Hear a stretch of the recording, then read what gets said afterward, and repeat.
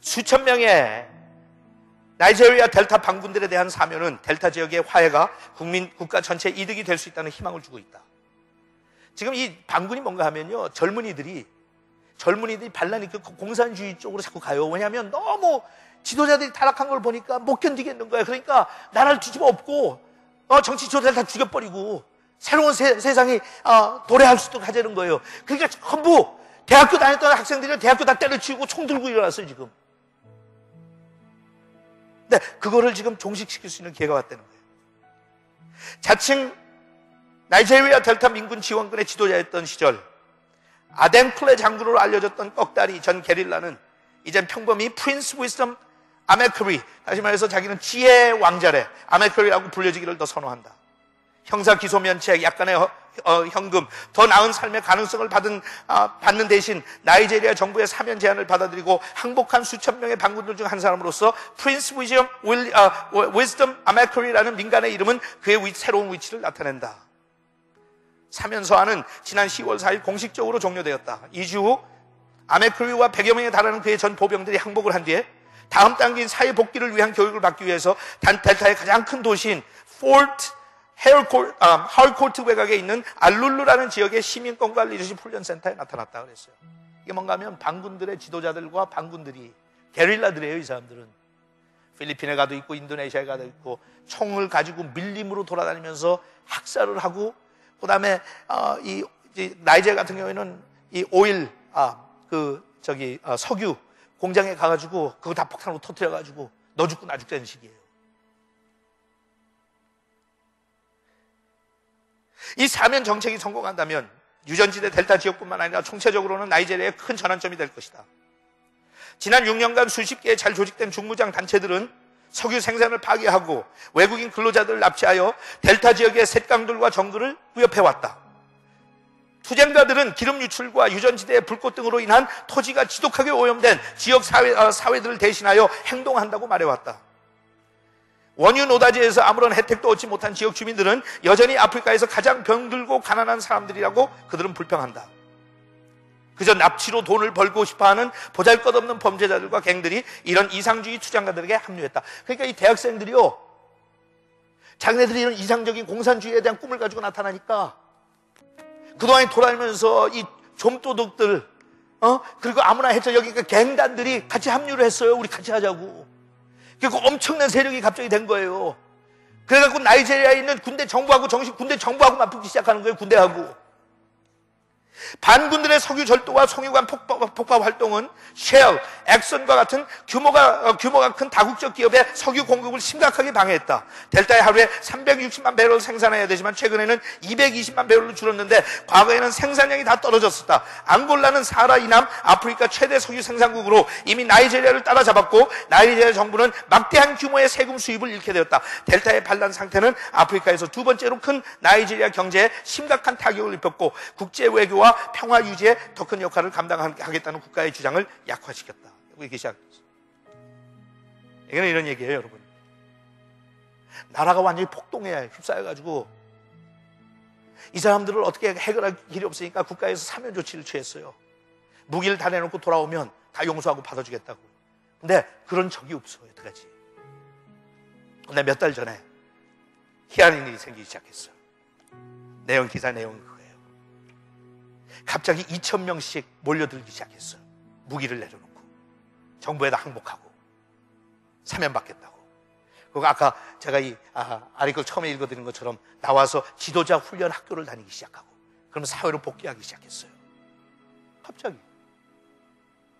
그러니까 이 이카노미스트의 잡지에 소개된 글을 보면 그 뒤에 있는 배경이나 이유를 몰라요. 이 사람들은 세속적인 언론기관이니까 알 길이 없어요. 저는 이 기사를 읽으면서 금방 어떻게 연결했냐면 로렌 커닝햄 목사님이 와서 간증해 준 사건을 기억을 하면서 연결이 됐어요.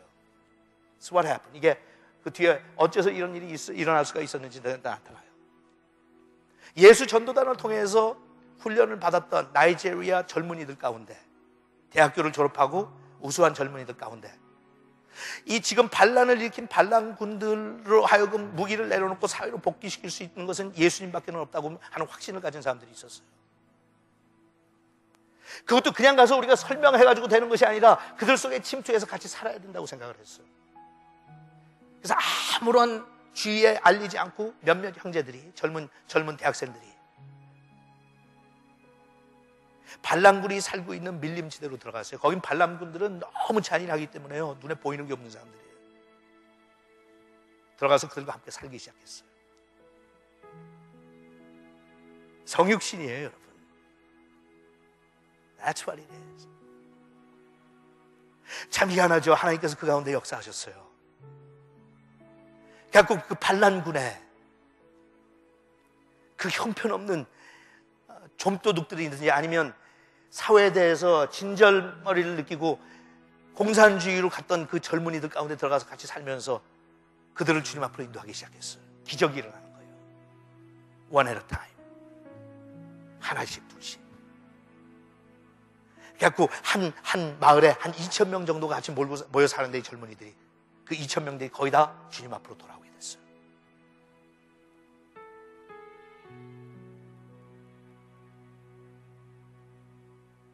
그들이 나왔어요. 사회로 복귀하자고. 무기 내려놓고 우리 이렇게 싸워서 안 된다. 나이지리아를 살릴 수 있는 길은 예수를 통한 혁명밖에는 일어날 수가 없다. 예수님이 원하시는 방식대로 하자. 이 젊은이들이 예수를 믿고 무기를 내려놓고 사회로 돌아왔어요. 예수 전도하면서 하는 사역 훈련을 받고 또 그들이 거기서 또 파송받아서 또 밀림으로 들어가요. 똑같은 과정을 통해서, 반복되는 과정을 통해서 또 많은 젊은이들 주님 앞으로 인도하고. 여러분, 지금 나이지리아는 완전히 반란군들이 거의 소멸되는 상태까지 오신 거 아세요?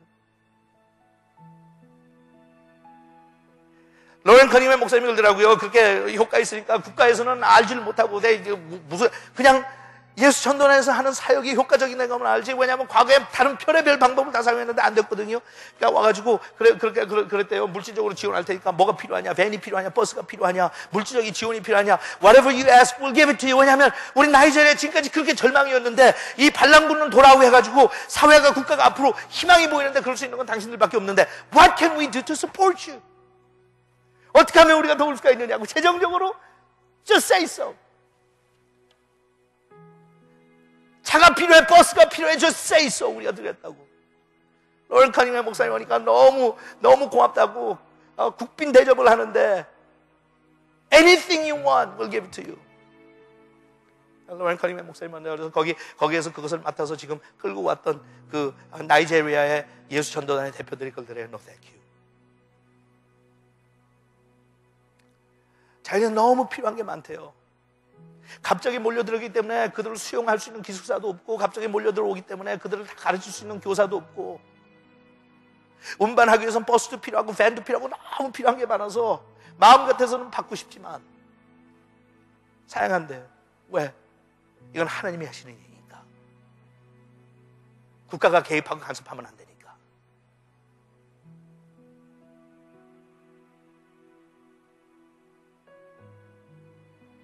하나님께서 그런 거 원하시는 거예요. Act justly. Love mercy.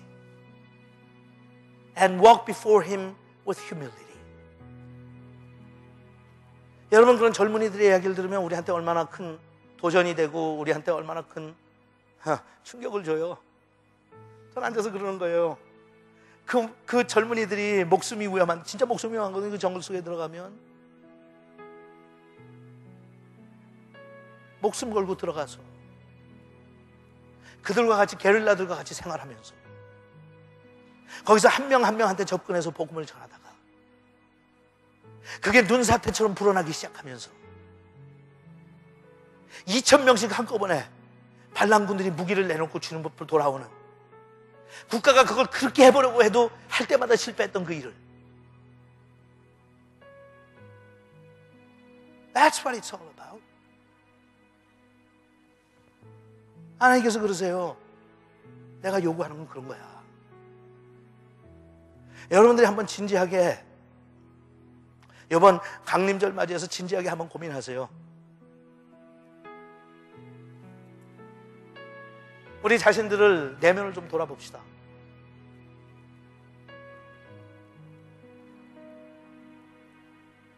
뭐하고 사는지,